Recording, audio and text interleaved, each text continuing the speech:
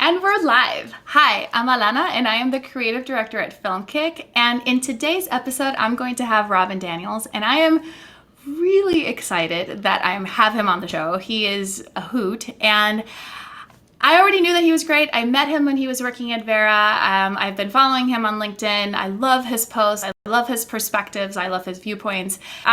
So it really wasn't until today that I actually looked at his resume. And I want to share it with you guys because this is seriously one of the most impressive resumes I've ever seen. And I just pulled up his LinkedIn, and you can just find him, Robin Daniels, on LinkedIn. And he is currently the CMO at Matterport, and we're definitely going to talk about that because he started at this position during shelter in place. So that's a really cool story that we're going to get into. He's also the founding member, advisor, and investor for By Founders. He is the founder and chief marketing officer at Run, Sleep, Eat. Oh my God, we were just talking about this. Run, Sleep, Eat, Repeat Ventures. CMO at WeWork. Maybe a few of you have heard of WeWork, the global head of product, partner, and transformation marketing at LinkedIn, chief marketing officer at Vera, which is where I met him, head of global enterprise product, partner, and industry marketing at Box, director of product marketing at Salesforce, and I don't mean to discredit the other ones, but there's a few other ones in there too. And man, I can see why. I can see how he's had these roles because he just knows his shit. So I'm very excited to bring him on and have him talk to us a little bit more about what's going on in his corner. Hey! Hey, how's it going? That might be the best introduction I've ever had in my entire life. So thank you. Oh, you're welcome. I saw your resume and I'm like, oh my goodness, that's crazy. I am honored. I already knew I liked you, but I see that and I think, wow, very well deserved. So how are you today? Yeah, I'm good. I'm good. We were.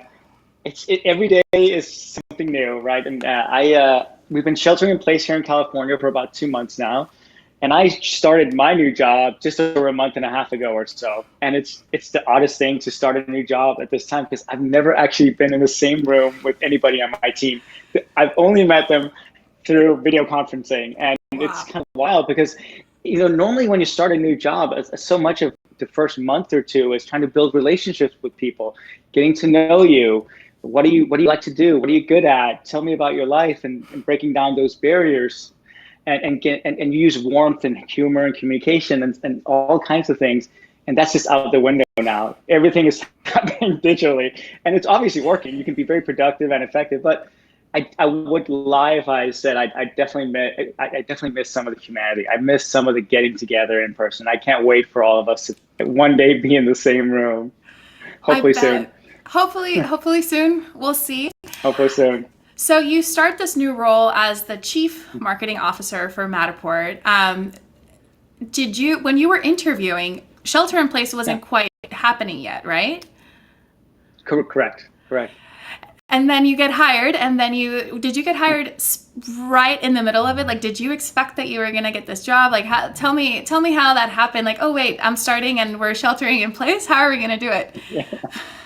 So in order to understand how I landed there, you have to kind of take a step back. So I was at WeWork last year where I was the chief marketing officer, and that was quite an experience, let's just put it that way, full of incredible highs, and I loved my time there. And of course, it also ended very publicly, I would say, in a way that wasn't the most positive, but I still love my time there. But it was at WeWork I was introduced to Matterport, when I first learned about the technology of being able to really give a virtual experience of any physical space without having to be there. And of course, you can imagine WeWork being a company that was growing very fast and having office space.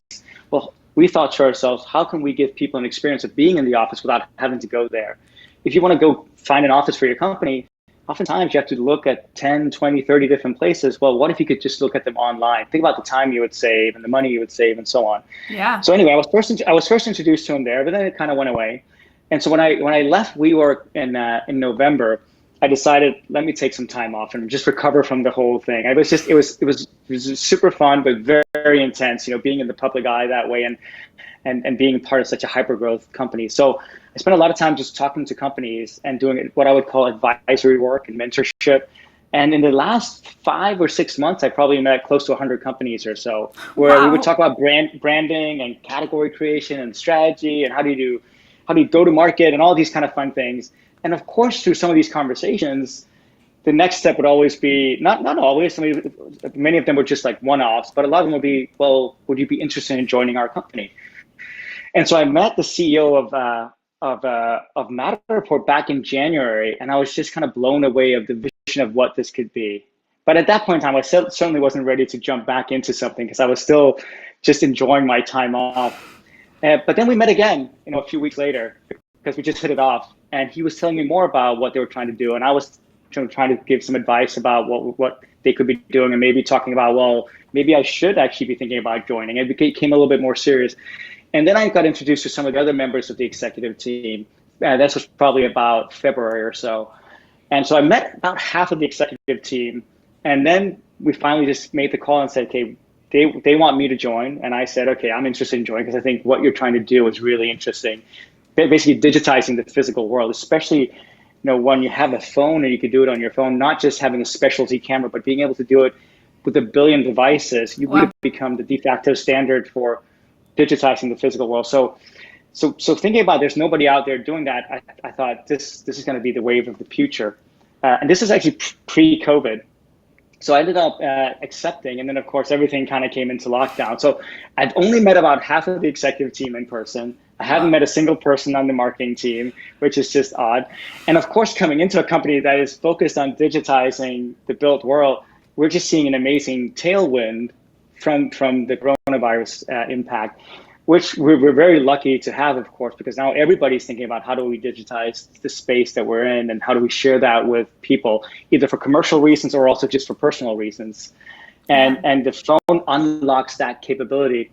And it's been interesting to see, like, how do we deal with it? So starting remotely has been interesting, and trying to deal with the team and deal with how do we get shit done even, when we're not in the same room, how do you over communicate? How do you build a vision? How do you get everybody aligned on the same thing?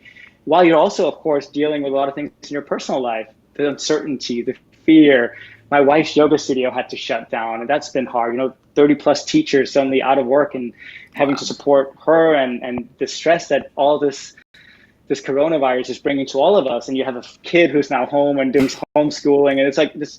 It's just a lot to take on in a short period of time. So you just have to, I think, for me, it's been a lot about, well, how do I stay positive and take it one day at a time, not try to get over my skis. Because if you think too much down the rabbit hole and spend too much time in the news and on social media, it can easily get very dark very quickly. So staying focused has actually really helped, and staying focused on the network, the community, the people in my life, and trying to think about how do we support each other in this time. And that's been the saving grace. And certainly having a job where you can come in and say, let's be in this together.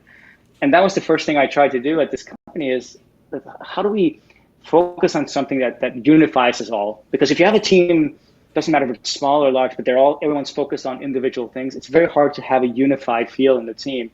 So coming in and saying, what is the one thing we're going to focus on in the next 2 or 3 months? And it just brings a camaraderie and what I would call esprit de corps, togetherness, that I think people really want more than ever. And that's been awesome. Everyone has rallied around that. It's been really fun. That's really cool.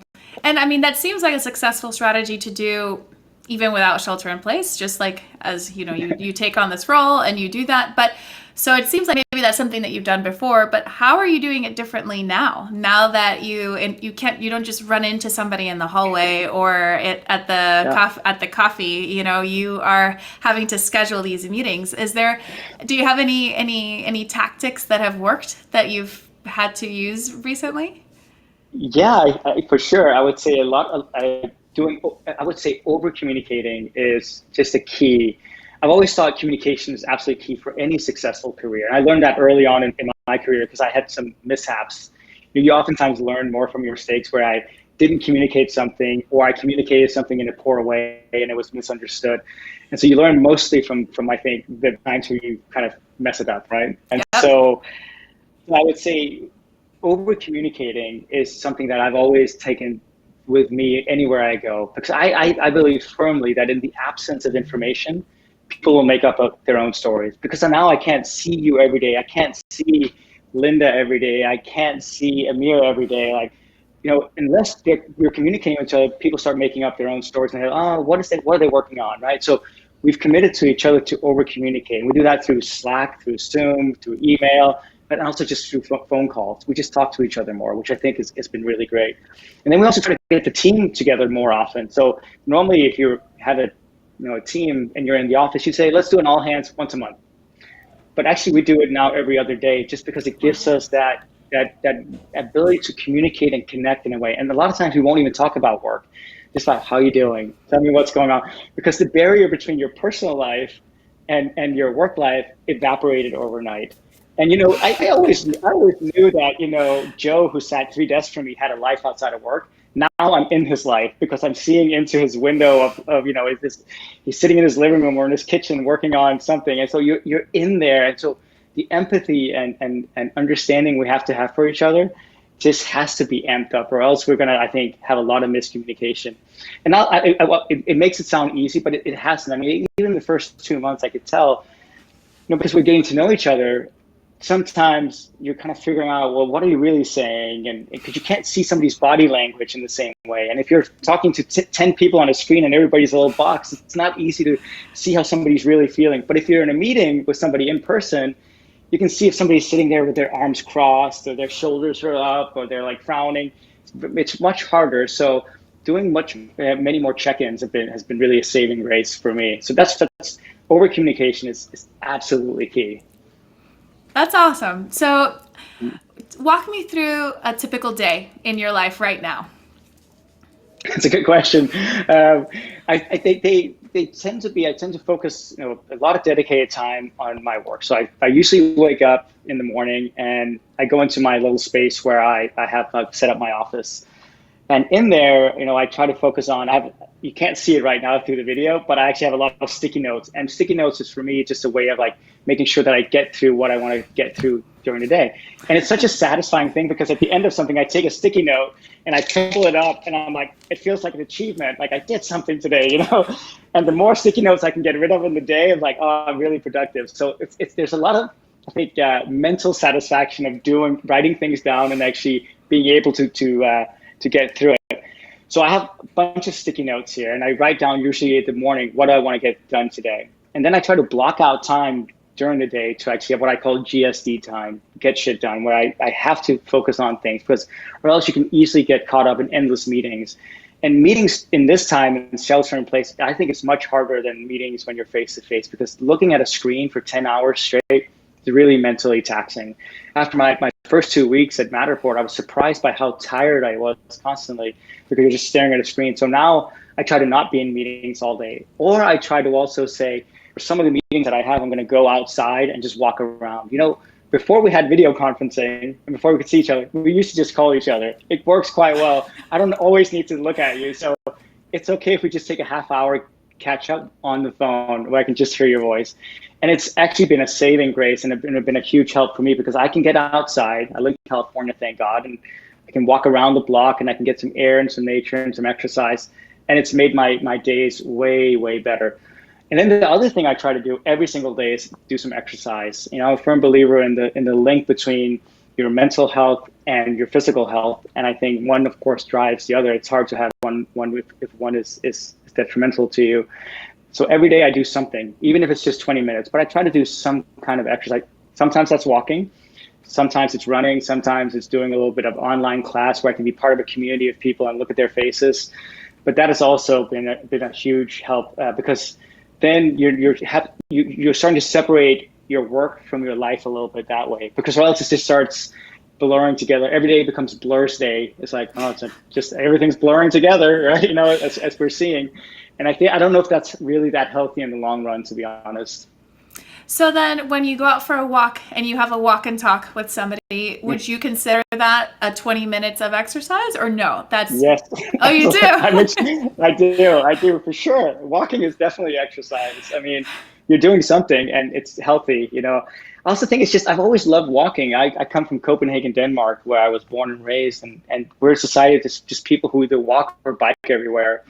And so for me, as much as I can, one of those things that shocked me when I moved to the US is, and of course I get the distances are just so much vaster, but driving everywhere drives me a little bit crazy. And now it's like, well, I don't have to, I can actually walk a lot. So even when we were in the office before shelter in place, many of my meetings were walk and talks. I'm a big fan of the walk and talk, but I also think it breaks down the barriers between you and another human being. Yeah. Sitting in a stale conference room, it's a very artificial setting for you to actually connect on a human level with someone.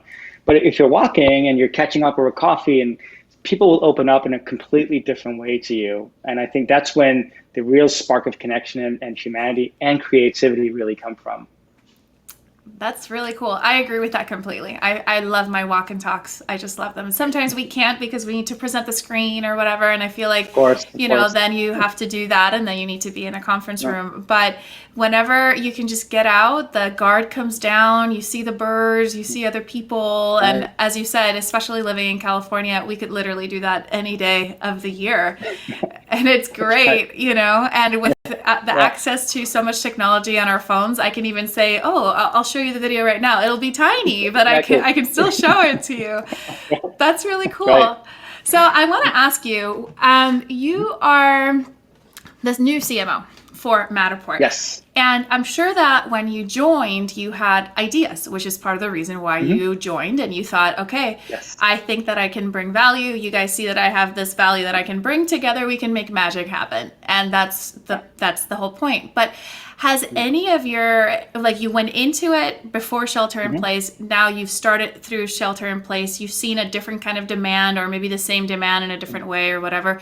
Has anything changed for you in your goals and what you want to see and what you want to do in your role now? Yeah, I would say so. I mean, again, I'm still learning about the business, as you always do. I think it takes my assessment always is it takes about 3 months for somebody to really feel like they understand the business, and then probably another 3 months before they feel like they've mastered it and can really speak the language. So I'm still in the early phases, but what I'm seeing is there's such excitement from our community around Matterport. And we've seen such tailwinds because of course, COVID. But I would say that the thing that I want to lean into, and I'm most excited about, is how do we tell a much broader story of what Matterport could be? And we've been around for about 9 years now, and we're very much known in the industry around commercial real estate and residential real estate. And we love those audiences, but we also want to show to the world that we really want to be the platform that digitizes the built world. And that requires a different story to tell. And when you look at our communication to date, I think it's been very technical in nature. It's been very kind of Silicon Valley-esque because we're a product-led company. And I think that the modern response of marketing, the modern responsibility is how do you tell a more human story that people really connect with? I think buyers, they connect with an emotional story and they support it with logic and facts and so on. And I think so many companies in Silicon Valley that I've talked to in the last couple of months or even worked for, they do it kind of the opposite, where they think that if you just beat people with enough facts and logic, people will get it. And it's probably true if you just want to get a transaction. If you just want people to buy, maybe that works. But I don't think that's how you create a brand that people fall in love with for the long term. I think you can get a transaction out of it, but if you want to create a brand that stands the test of time, you have to tell a story that people fall in love with. You have to move from being a transactional brand to being one of those super brands that even when you fail or even when your product is not perfect, people will stick with. And we all have examples in our life. It's not like every Apple product has been awesome, but you stick with it because you're loyal to the brand and what they stand for and the story they tell that they allow you to, because you're part of a movement of people. And I think Matterport can become that de facto standard for digitizing again the built world around us using this amazing technology. It really is. When I first learned about, just kind of mind blowing to me what we do. You take a few pictures of your space, and we using our AI engine called Cortex, we stitch it all together in this magical way. And now you can share it with your friends and family, and you can let people into your world. And we can do it because we have already scanned billions of spaces, or billions of square feet of space. And so we have all the data that allows our technology to do that. And once you unlock that for everybody, think about it, you have a yoga studio, like my wife's could be scanned. You could have a gallery, a museum, a supermarket, a shop, the local coffee place, it could be a museum, anything. And that's what's really exciting to me, unlocking all this potential. But we get there by telling the story of how that really benefits both the individual and your business, and of course also society. I think people really want to work with companies that have a benefit, not just to themselves anymore, which of course is important, but also to the greater whole of how we're all connected. And of course, being like a purpose-led brand that way, is really important. So I would say we're on that journey, but we're a small company, so we just have to like figure out what is our story to get there. And all the people at Matterport that I've met so far and work with are all aligned around this. Like we are all so passionate about, we want to be that purpose of that brand that you identify with, I'm Matterporting a space, I'm Matterporting something, and this super exciting. So that's what we're working on right now. So we have short-term things, launches. We just launched something last week, Matterport for iPhone, which is great. We're doing campaigns and all kinds of things to run the business because there's a lot of demand. But long-term, it's about how do we create that long-term brand that people really, really become excited by. And I think we're on that path.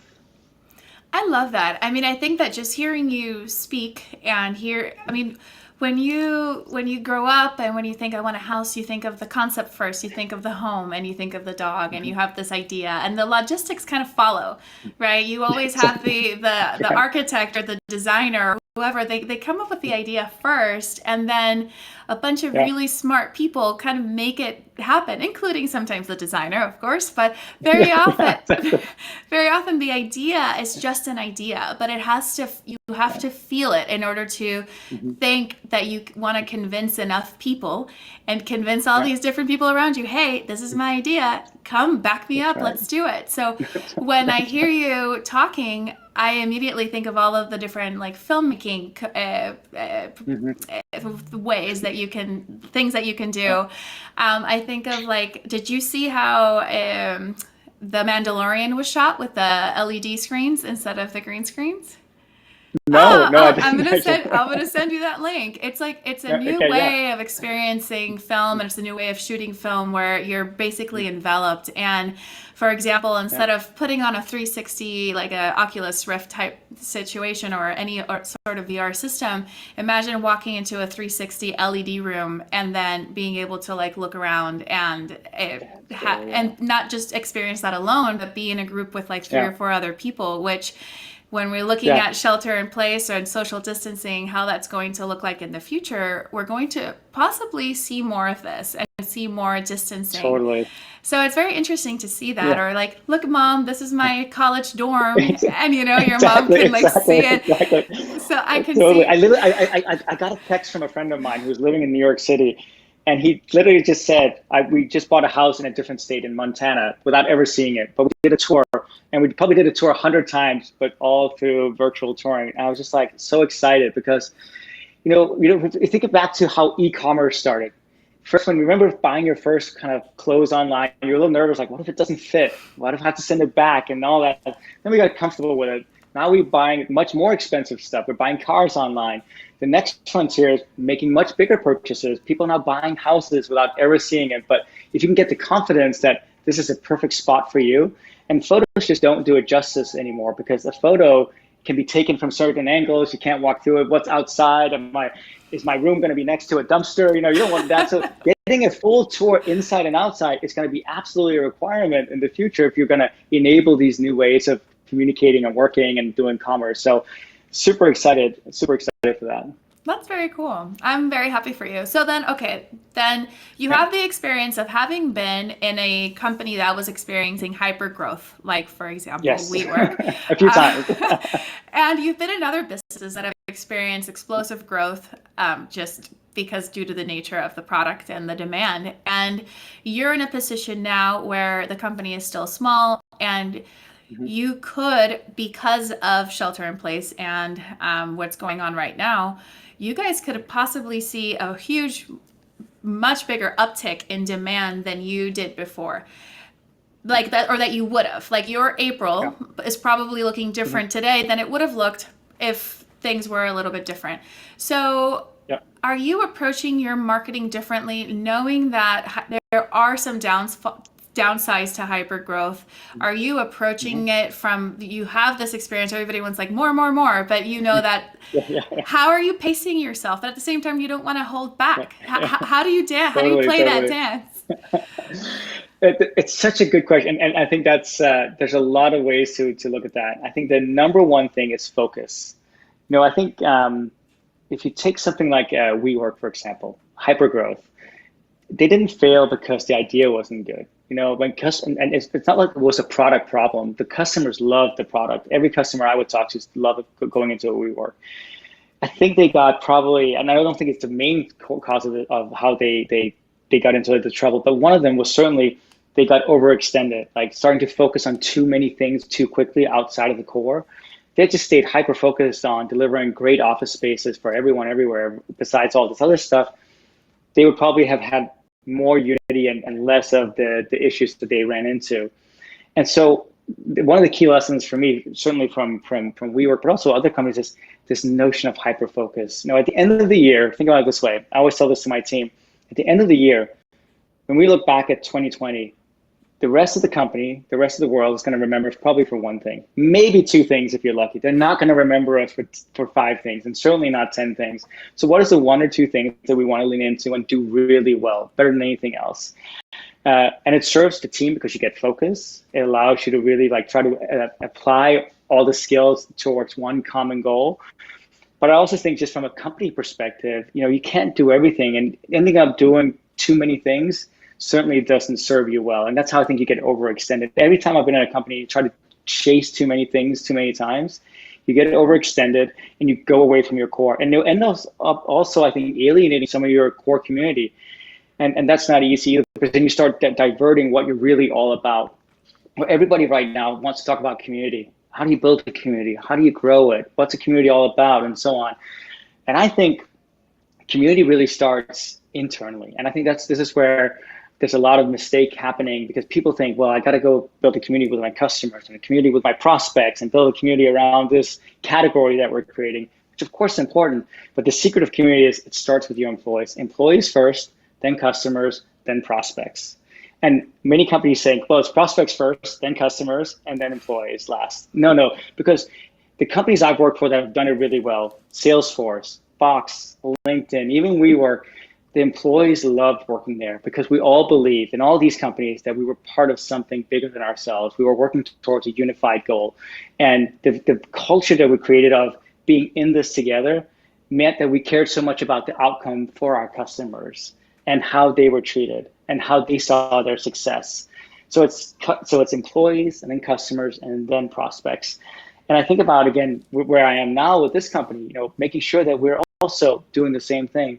Like, what is the unified story that we want all our employees to be focused on, and delivering that into the world? And then how do we communicate that to our customers in a way that inspires and motivates them to be part of our movement? And then how do we go after the prospects and the category itself? But it starts with your employees. And I think coming into a company where we have employees that are motivated, but now just unifying everyone around that common goal is what excites me the most, for sure. And you're doing that remotely. I am doing it. I'm doing it all remote, or at least trying to. That's amazing, Robin. You're really a person to follow. I really appreciate knowing you.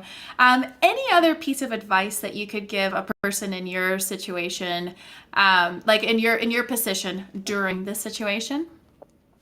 Yeah, I would say don't be afraid to ask for help and communicate with people. Again, I don't think people are malicious at all during this time. People have good intentions, but a lot of people just don't know. So reach out to your team, reach out to your friends, and just be there for each other. It's the main thing.